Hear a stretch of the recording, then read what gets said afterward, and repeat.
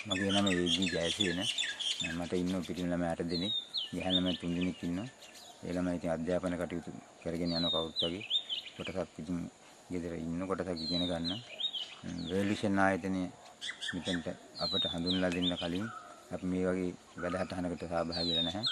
ඉන්පස්සේ අපිට ලොකු මේ ළමයින් අතර සමාජ මට්ටමින් ආර්ථික මට්ටමින් හොඳ වැදගත් අවස්ථාවක් ලබා දුන්න මේ වර්ල්ඩ් විෂන් ආයතනයේ ඒ වගේම අපිට නොඑක ආකාරයේ වගා ක්‍රම එතකොට අපිට කිරිහාරකෙක්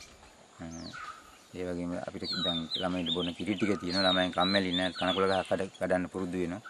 වෙන දෙයක් නෙමෙයි ළමයි සෙල්ලම් කරන්න විතරක් බහැලා යන්න බලනවා දැන් ඒව නෑ හුඟක් ගෙවත්තට ළමයි ආසයි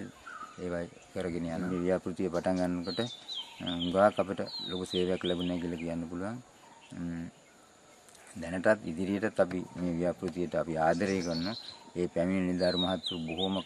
කැපවීමෙන් වැඩ කරනවා අපේ අභිවෘද්ධිය සඳහා මේ මහත්තුරු කෑම ගෙවීම ගැන හොයන්නේ නැහැ අපි වෙනින් බොහොම මහන්සි වෙනවා අපිට හොඳටම තේරෙනවා කිසි ආඩම්බරයක් නැහැ බොහොම හොඳට කතා කරනවා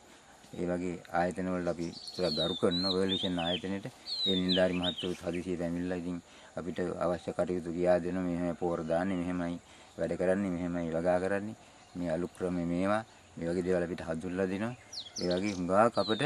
අපේ ලංකාව සරු කරන්න හුඟක් උදව් කරන මේ මහත්තුරු අපි මේ මහත්තුරු ගැන විශේෂයෙන් අපි ආදරෙකුත් තියෙනවා අපේ ළමයින්ට බොහොම ඒ කාණ්ඩේ කරුණාවයි පැමිණෙන මහත්තුරු බොහොම හොඳයි ඒක ආකාරයේ එළවලු වර්ග අට වර්ග බීජ වර්ග අපේ ගේ තියෙනවා අර කහ ගොඩවල් තියෙනවා ඉතින් ඒ වගේ හුඟක්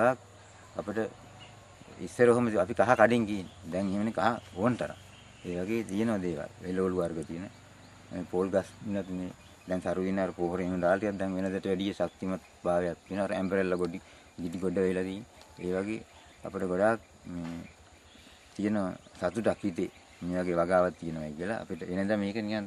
හරක් බඳින තන පිටේ නැති තිබුණා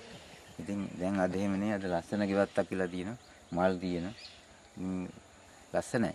අපිට සතුටුයි ඉතින් ඔබතුමාලට සතුටුයි කියලා අපිට හිතන්න පුළුවන්